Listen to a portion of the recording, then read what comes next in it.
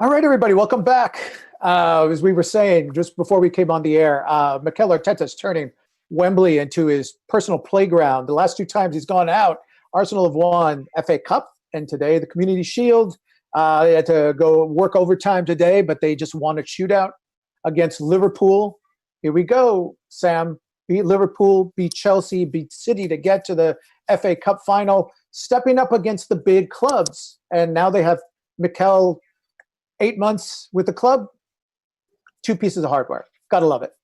Yeah, absolutely. I think the first thing that comes to mind, things that you love to see, Arsenal silverware. Now, we've got to be honest, some of the players that were out there today, we're not expecting them to be here this coming season. But hats off to them. They've done extremely well to nullify a very fit, sharp Liverpool. Liverpool were coming into this expecting to win. You could tell that with the formation that they come out with the starting lineup, and even the subs. Their goal, a bit dubious, but obviously from a fan's point of view, I thought that it did brush, but obviously VAR is there for a reason. They gave the goal. It went to penalties. Unfortunately for the youngster, Brewster, didn't hold his nerve, but we did. And that's another piece of silverware for us. Yeah, and let's stay with Arteta, because I'm going to talk about this.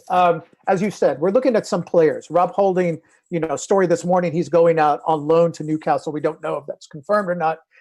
We saw Hector Bellerin, rumors he might be leaving. A lot of players, this might be their last match in an Arsenal shirt. And it speaks well for them. They were motivated. They were not looking over their shoulder. They were not distracted. They focused on the task at hand. Again, as you said, it wasn't always pretty. But again, more evidence that Arsenal have the right guy at the tiller of this ship. Yeah, absolutely. You can just tell with Mikel Arteta that he is a special manager. Now that he's getting his feet firmly under the table with this team, they've all bought into it. They all know what they're supposed to be doing at any given point in time. Now, the thing for me is it's going to be scary once this team ends being a Unai Emery team and starts being a Mikel Arteta team. Now, what I mean by that is when we ship out the likes of Guendouzi, potentially Holding, Socrates, El Neni. Yeah. The less we say about him, the better, probably. Even though he played with heart today. Let's say that. Yeah, he played with heart. The thing with El Neni is that he's never going to be a progressive footballer. He is the guy that you have at the base of your midfield. I won't besmirch Gilberto Silva's name because he was something else. El Neni is nowhere near that level, Although Gilberto Silva did say El Neni's the heir to his throne, I don't know how. I don't know how, but ultimately with El Neni, he's a sideways and backwards player. He will be, what I like to say, he's a recycler. He will recycle possession, but the game for England, the English game is too quick for him. He can't process it in time. But ultimately, going back to Mikel knows a lot of these players in this team. He's known them from when he was doing his coaching badges in terms of the youth. He knows their strengths, weaknesses. He also knows the main first team strengths and weaknesses, because ultimately, when he was at Man City, that was his job. He had to identify the strengths and weaknesses of every team. So he's already got a handle on the teams in the league, especially us, and also with us, he's probably done some home personal use as well. So he knew exactly what was what in terms of this Arsenal team, and Just seeing the main man walk past there, Kieran Tierney, superb today again. And that's where I was going. You snatched the lead in. We were talking about 60. It's funny. We both came to this about 60th minute, 65th minute. We looked at each other and we said, I said it. You didn't even want to talk about it. I said, we haven't seen anything from Mo Salah today. It's like every time the ball goes in that direction, Kieran Tierney's right there. Either the ball comes right back or Salah doesn't get the ball. He was very frustrated by Kieran Tierney today. I mean, that guy, he's one of the cornerstones of this team, and it showed it today. We didn't want to jinx it, but we can talk about it now. Kieran Tierney had Mo Salah in his pocket today. Yeah, I'd be surprised to see Mo come out of that pocket this season, to be honest. Because if you notice as well, Mane went over to that side as well, and they got no luck. They got absolutely no luck. And I have to also mention Ainsley Maitland-Niles in terms of that as well, because where Tierney was tucked in, being the first centre-back, Maitland-Niles come round on the cover, made things exceptionally difficult for Salah and Mane. Yeah. So the pair of them in tandem done very well. But ultimately, I must say, Kieran Tierney, every time I watch him and the ball's in that area of the pitch, I've got absolutely no worries because he will just deal with it. All right, let's stay on the left side. Again, he's carrying this team. He's been carrying this team for a while. Aubameyang steps forward again. Delicious goal. He rises to the moment. Yeah, big game player. Big game player. Like, a lot of people will say before last season, Aubameyang doesn't do it in big games. This guy does it in big games. He's proved it against Chelsea, United, City.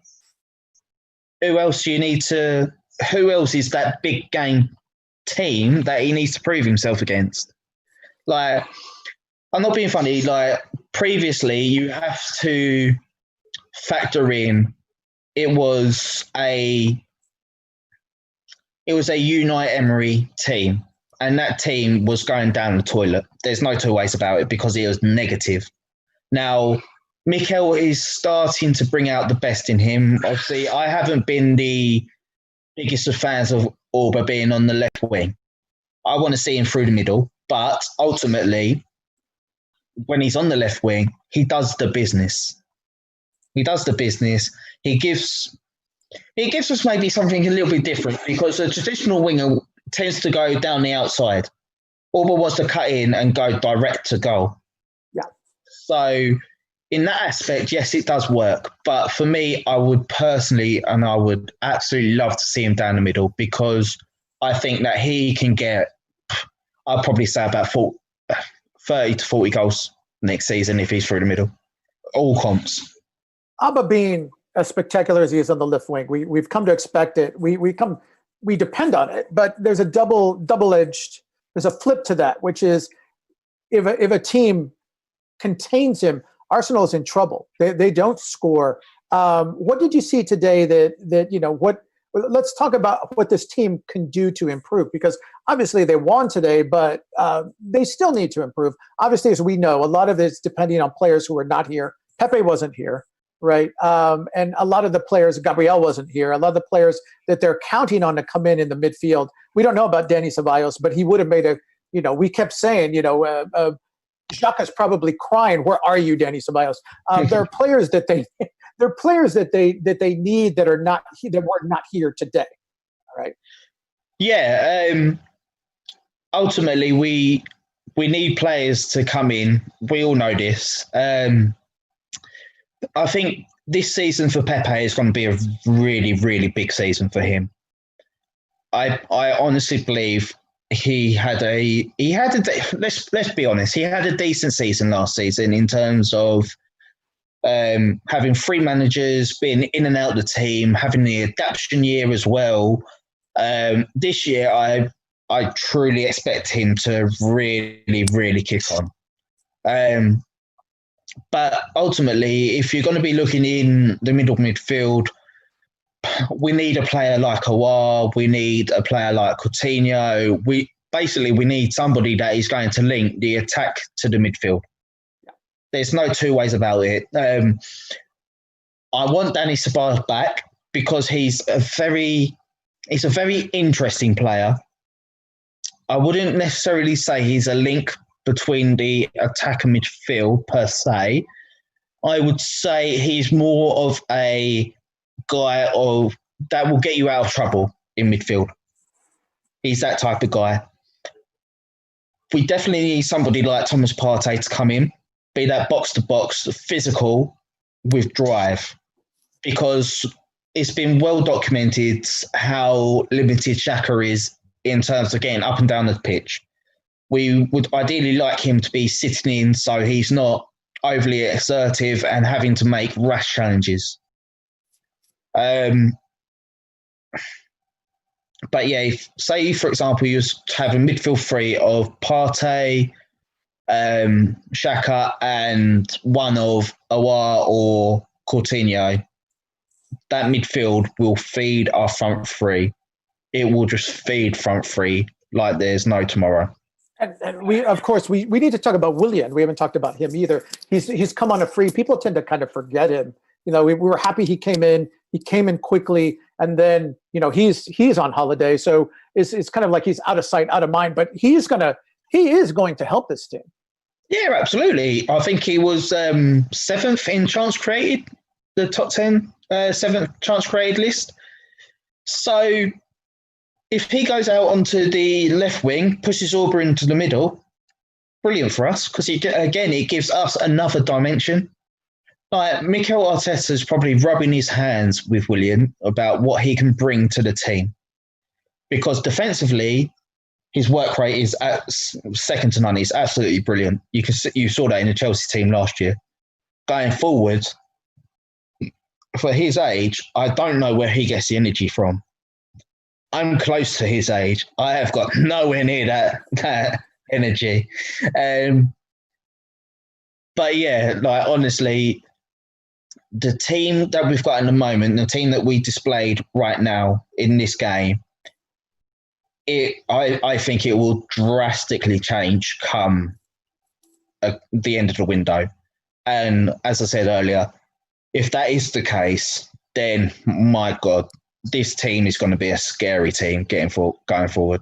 All right, let's stay on that topic because we talk about they beat Liverpool again, and we looked at them down the stretch. They played Mikel really kind of can hang his head on the fact that he got his team to excel for the most part, not every single time, but against the real tough clubs. They beat Wolves, they beat Sheffield United in a cup quarterfinal. They beat Man City in the semi. They beat Chelsea in the final.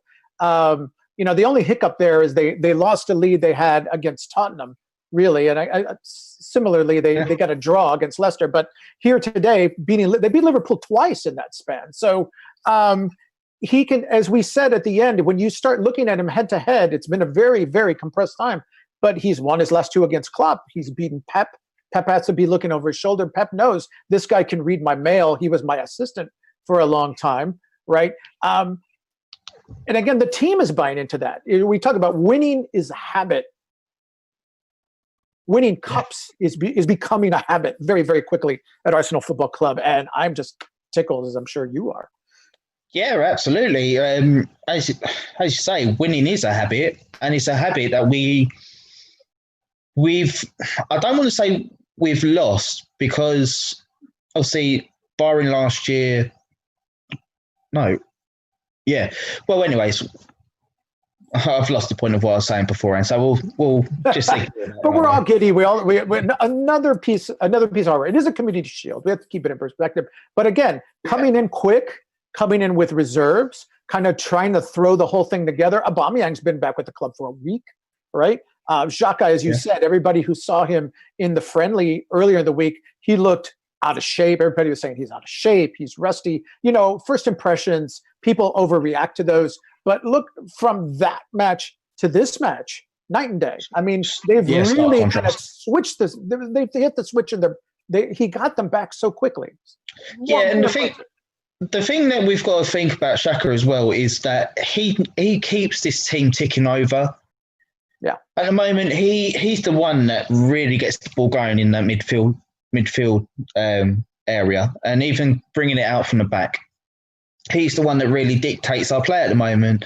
Obviously, going forward, I don't think that will be the case, but he's another useful option to have. Mikel, as I said earlier, knows the strengths of this team. He knows it full well.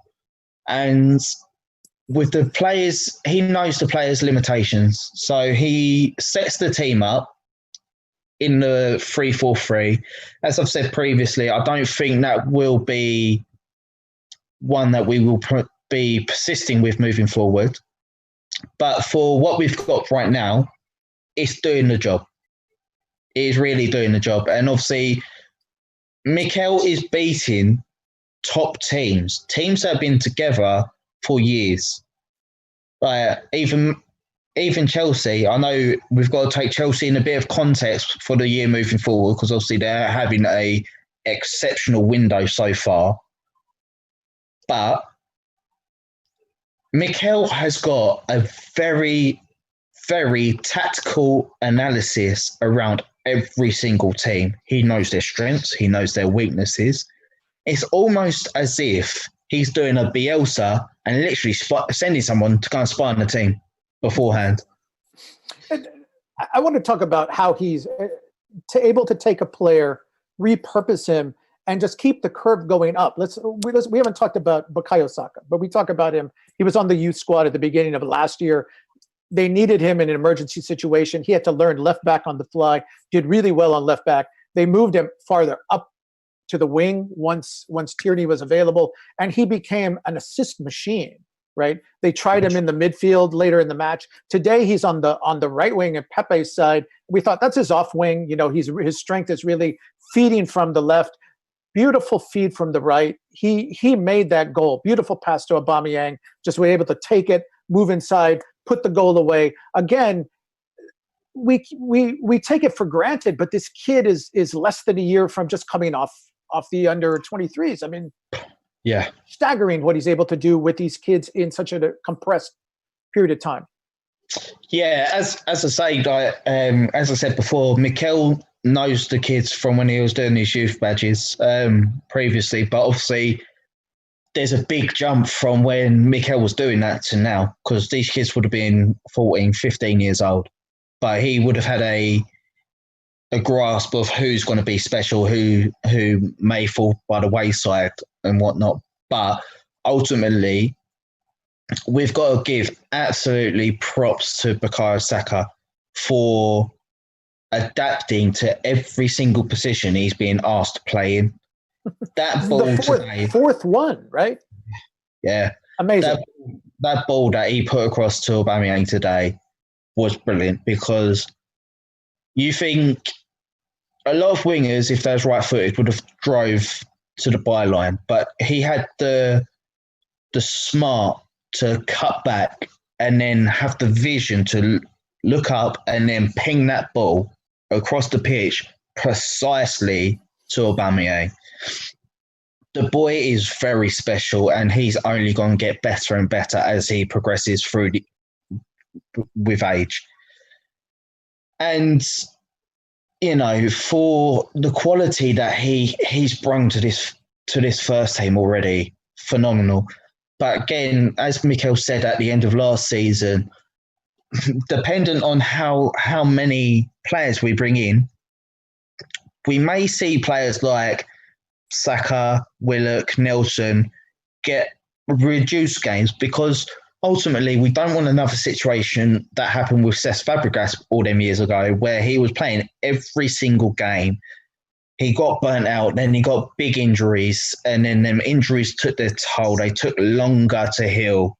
Jack Wilshere as well, right? Yeah, absolutely. There's another one, because we have heavily relied on youth where we've needed to, because they're exceptional players. But Mikel knows this. And you look at Man City with Phil Foden. If Phil Foden was in an Arsenal team, he would be playing week in, week out. There's no two ways about it. and he would have done through Wenger, through Emery. He would have been the focal point of the team. Now, Pep and Mikel saw that he's an exceptionally special player, and they put him in for some games. They take him out, put him back in, take him out again. Obviously, with David Silva going out, you will expect to see Phil Foden feature more, but he will still be out of some games just to get that rest period again. And I fully expect that to be the case with Bukayo Saka. I expect it to be the case with, not so much with Willock, because he's as the squad filler, as a substitute at the moment. So I expect him to come in more.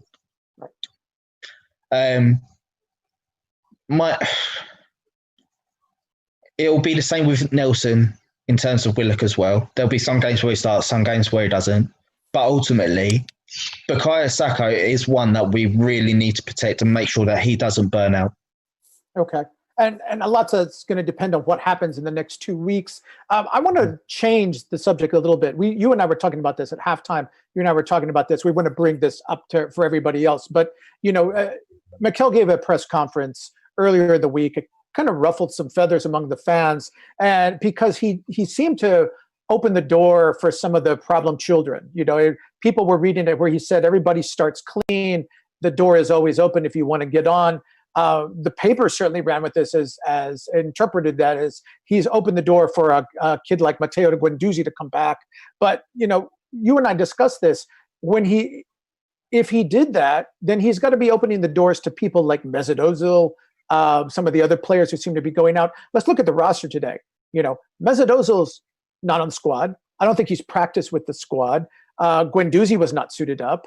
I don't know that he's trained with the squad or not. We talked about that on the Thursday podcast, that it was Mikel really being diplomatic. What we saw today, I think, adds more evidence to that. At least that's my opinion. I don't know. What's yours? Yeah, no, of course. In terms of players that have been, misbehaving, but not up to the standard, you've got to be diplomatic if you're going to be selling them. You need to, because ultimately teams are going to be watching the scenario. So, with Guendouzi, remember when Mikel Arteta was saying, well, if he gets on the boat, then he's more than welcome.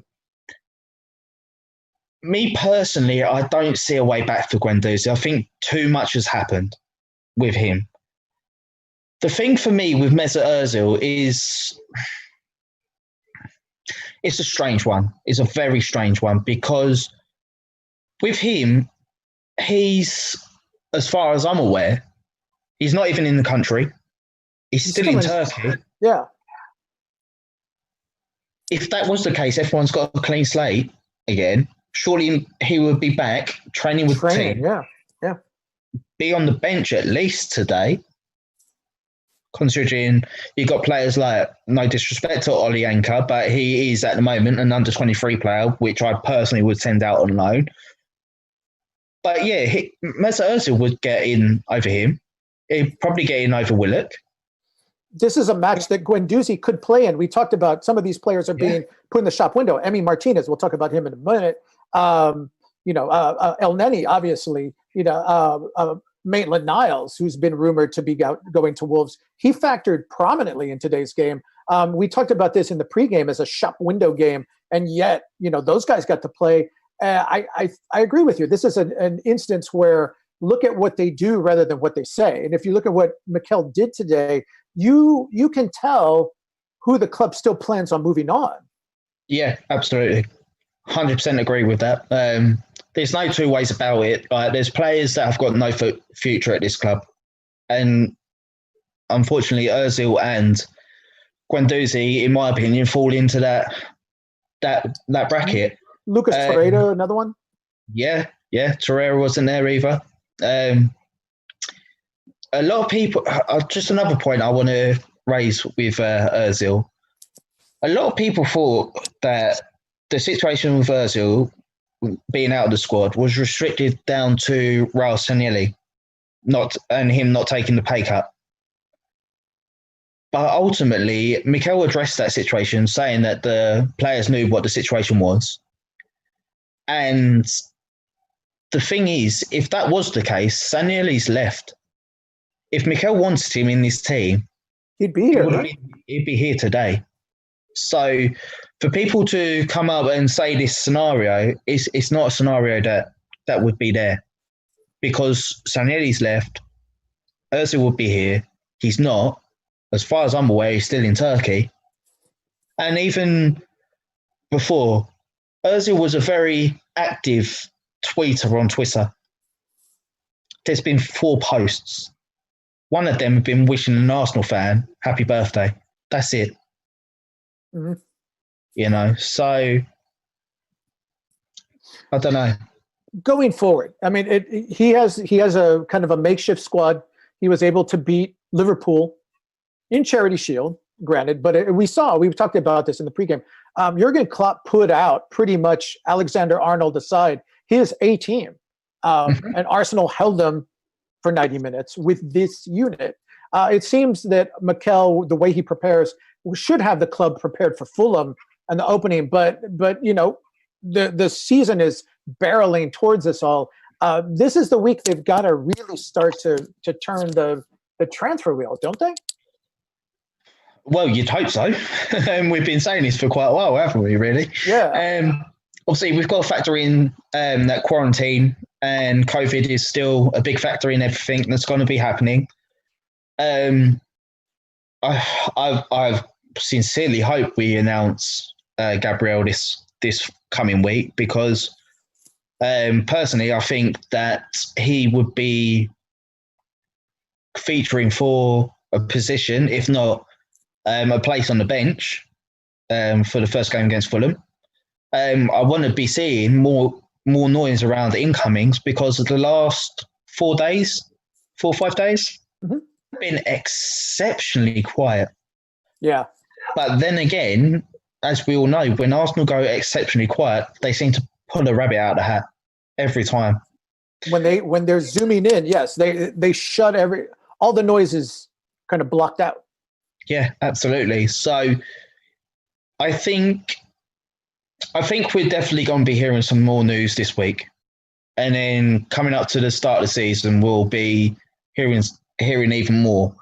But I just want to touch on the quote that Mikel said. We will be very active until the 5th of October. We will try our best to get what we need in. If we can't, it may be because we've been beaten to the punch. And if that's the case, that's the case. So for me, that shows there's a lot of people saying the club isn't doing anything. The club's doing nothing. We're not hearing anything from the club. The club is working very hard behind the background, in the background. We all know Arsenal work in silence. The leaks always come from selling clubs or agents, players, right? Agents, players, families, in the intermediaries, right? Yeah. So the fact of the matter is that we are working. We will be signing players, because as we all know, our midfield is so light at the moment. That's going to be an area that we are going to be improving. It's just a case of we just need to be patient. That's literally it. And it's hard to be patient. I mean, with the season kind of coming at the very short window, I think everybody wants it. Everybody knows this team has potential if they can bolster that midfield to really take a leap forward in the new table for the new season. But you've given us opportunity. Again, we want to thank all of you who've come to the post game. Follow the transfers with us. You know, if you're new or you're coming back, we are doing double podcast this week. We normally appear 8:30 UK time on Tuesday evenings. We've added a second one, 8:30 UK time on Thursday evenings. Obviously, with this week, we expect a lot more to discuss in the transfer window. People who have been coming in the last 2 weeks know we are planning a full deadline day show to cover any of these late incomings or outgoings and other moves throughout the league. So, stay posted with us for that. We're growing quickly, and we appreciate your support. and your feedback and your questions and all the good energy that you send to the pod. And obviously, when we come back on Tuesday, not only do we hope to have good news, we hope to have Freddie and we hope to have Ryan back with us. Final words. Again, it's easy to spin. It's easy to talk on a day when Arsenal wins another piece of hardware stuff. Yeah. Final word for me is Wembley's Mikel's playground. Nothing more, nothing less. It's his playground. He does what he wants there. Arsenal do what we want at Wembley. We do what we want. And that's a good habit to have. All right. Absolutely. And on that happy note, again, thank you all in Podland for joining us here. Saved by the Bellerin on the Sports Talk Line Network. If you haven't subscribed, please hit that subscription button. It helps us grow. It helps the pod grow. It helps the network grow.